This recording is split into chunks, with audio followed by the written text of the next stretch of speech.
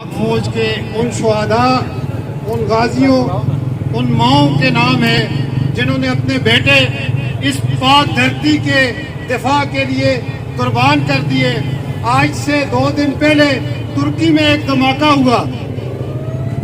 یہ عالمی طاقتیں اس وقت لگی ہیں کہ ان کی نظریں پاکستان اور ترکی پہ ہیں، اور پاکستان واحد اسلامی ایٹمی طاقت ہے، اسے کمزور کرنے کے لیے انہوں نے چند عناصر بیروتیے نقابوں کے اندر ہمارے اندر چھوڑ دیے ہیں، اور وہ کٹ پتلیاں ہیں، انہیں نہیں پتا وہ کیا کر رہے ہیں۔ ان کا مقصد صرف اور صرف پاکستان فوج کو کمزور کرنا ہے، جس کا مقصد دراصل اسلام کو کمزور کرنا ہے۔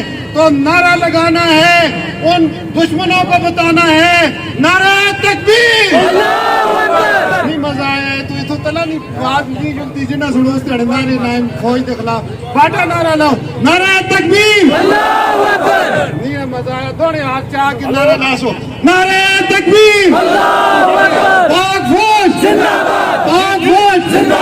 ہم یہ بتا دینا چاہتے ہیں جو لوگ مانسرہ کے اندر انڈیا اسرائیل کی فنڈنگ پہ فوج کے خلاف نعرہ لگائیں گے تو ہمارا کلیئر میسج ہے، قانون ادارے، قانون نافذ کرنے والے ادارے اگر ان کے خلاف کارروائی نہیں کریں گے تو انشاءاللہ پاک فوج کے خلاف نکلنے والی زبان کو انشاءاللہ ہم سب زبانوں کو منہ سے ان کی نکال دیں گے انشاءاللہ۔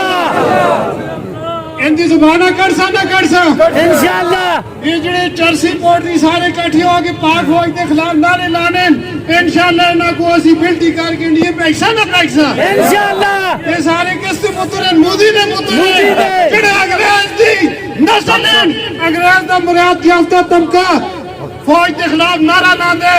اسی انہاں کے دسنا چاہنے ہیں، اسی لوگ لسیاں، اسی لوگ غریب ہیں، لیکن اسی لوگ کیا غیرتمند آج چاہ کیا ہو کیا اسی اپنی غیرت تو مار بیٹھتا انشاءاللہ جان دیا۔